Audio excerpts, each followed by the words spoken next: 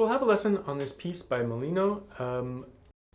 If you have this in another book, just follow the lesson for free and pick up some tips about how to approach new pieces. But if you need the music, it's part of my Easy Classical Guitar Volume 2, so there's a link for that underneath the video. So this is a Romantic era work, but it's a pretty energized one. A couple of things you can do right off the bat is you can play the melody on its own. Those are the uppermost notes, stems up, and when there's chords, it's just the upper note. So you could always practice that on its own until you get the phrasing and the legato and all the articulation that you want.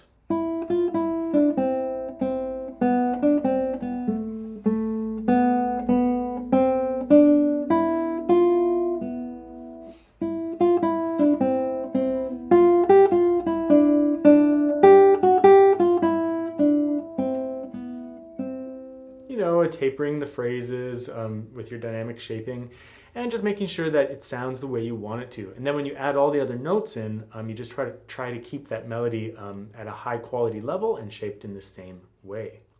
There's quite a bit of indications here in terms of dynamics and whatnot. So I would start off a little soft, and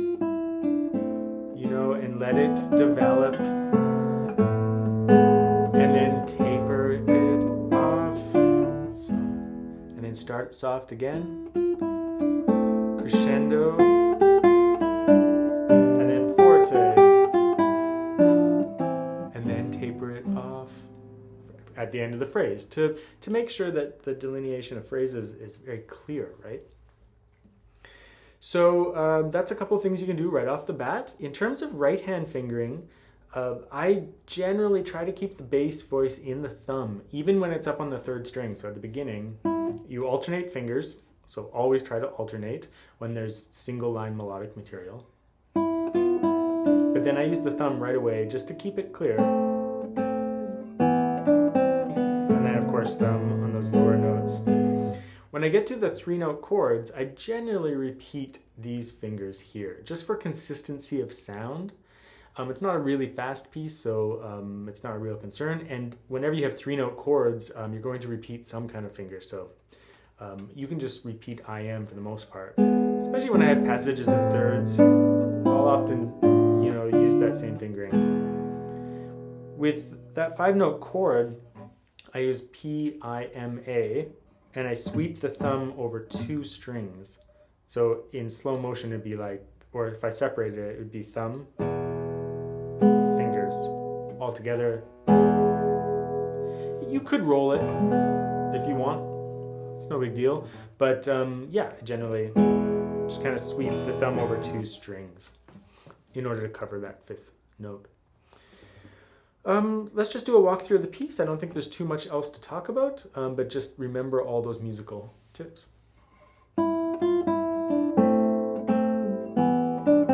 Just make sure your dotted figure is nice and don't overdot too much, but make sure that it's pretty clear, like 1 E and a 2 E and a 3. But you don't have to think of it like that. You can just really just feel it as in a character-oriented way, right? Has that kind of jumpy character.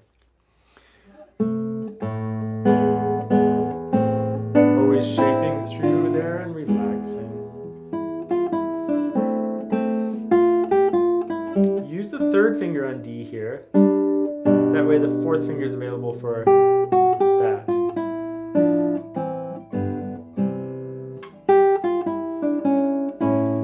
Lots of crescendoing through there. I like to roll that chord just for some expressive effect there. And I just slide my 3rd finger down to D because it's already on the 2nd string.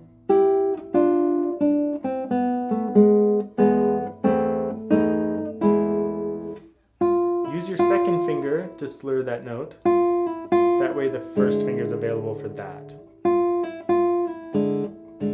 Then switch, because you need 3-2. So you'd be 2, pull off, 1, pull off, chord. So the first one's with 2nd finger. Then you change the fingering.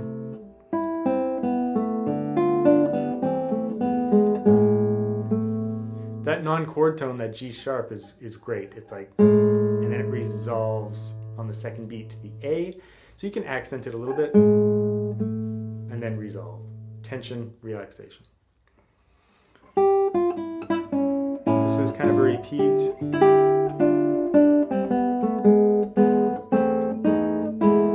Same material.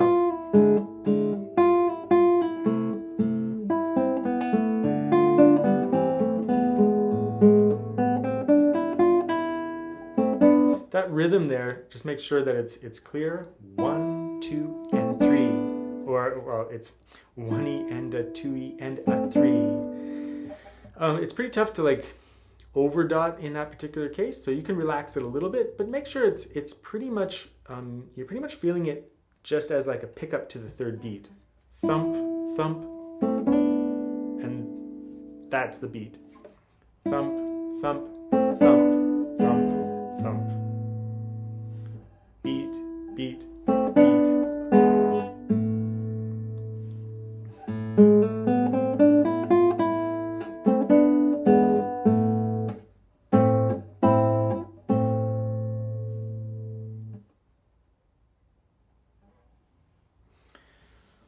So just go over the melody, make sure you shape it really well. There's lots of musical ideas to go over in this one. So out of all the pieces in the book, this is a great one to really shape and control that melody before you start playing all the notes. And then once you do, though, it's pretty straightforward. There's no weird shapes at all for the left hand. There's a little bit of shifting back and forth, but nothing strange in terms of shapes. So I think you'll find it pretty straightforward, but it's kind of an exciting romantic era work.